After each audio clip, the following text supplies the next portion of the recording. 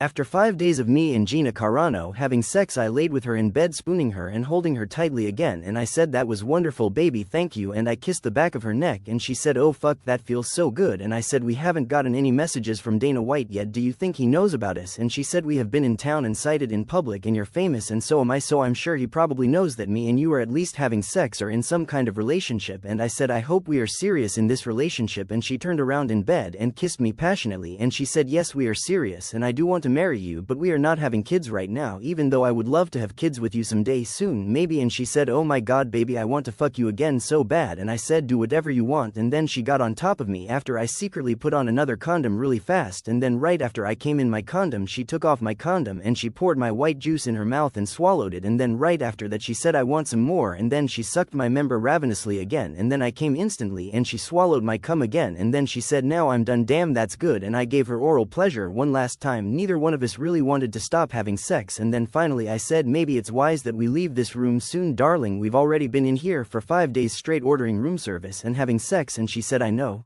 Just keep holding me tightly like this and spoon me," and she said, "I love this, it feels so good," and I said, "You are not the only one, darling, I love to cuddle," and she smiled and said, "Really, I love that too," and then she said, "You're so muscular, John, even your hands are built different," and I said, "I trained for many years, Gina, I'm not an ordinary person anymore, the Shaolin monks turned me into a human weapon," and then Gina Carano asked me, "Where are your parents?" and I said, "My parents gave me up for adoption, I never knew them, I've been on my own for a long time until I was taken to the Shaolin temple by my Asian foster parents, they pretty much trained me in martial arts. After my Asian foster parents adopted me, I managed to learn everything about traditional martial arts and mixed martial arts. I mastered martial arts at 14 because I have a photographic memory, Gina, I'm a genius," and she said, "That's amazing, I've heard of people like you with a photographic memory, you remember everything, don't you, like a picture?" and I, "Yes ma'am, I see it all," and she said, "At least I won't have to remind you of anything," and I said, "Yes, you are probably right, and I'll be the one reminding you if you forget anything," and then she asked me, "What are your parents' names?" and I said, "My mother is half white and half Asian, her name is Jane Young, and my father's name is Li Young," and she said, "I would love to meet them," and I said, "Okay, I'm sure they would love to meet you too, they are good parents and they cared about me when I had no one else, I was living on the streets for a while until I met them while I was picking people's pockets just to eat, and they caught me doing it one day, and then that's when they offered to take me in and adopt me. I was just little boy living on the streets in Hollywood and California, I didn't have a home until they gave me one, I was lost for a long time, but then they found me, and to be honest, I think they saved me," and she said, "It sounds like you're fond of them," and I said, "I am, life was hard for me until I turned 10 years old after escaping an orphanage where people made me fight for free so they could get money. I was pretty much forced to fight and hurt other little kids in a terrible orphanage. I don't like talking about that orphanage, but it's probably one reason I became a martial artist and a fighter today." And then I did a backflip really fast and I held a high kick firmly after doing a backflip right in our room. She said, "You really did master martial arts?" and I said, "Yes, Gina Carano, but you must always train and spar almost every day. I can teach you, but I can't really make you train, but I could motivate you, because you see, people that are physically fit, they live longer and they become more successful in life, and they are also more intelligent. Let me ask you something, do you feel smarter because you're healthy?" Because I know I definitely feel smarter because I'm healthy. And she said, "Yes, I know a lot about fitness," and she said, "I would love to meet your parents soon," and then I asked, "What about meeting your parents first?" and she said, "We are doing that today," and I said, "Good." And then later in the day I met Gina Carano's very rich and wealthy parents, and when me and Gina were alone I said, "Very interesting, so you came from a wealthy family," and then I said, "My parents were working middle class for many years until I was finally able to help them retire and start their own business."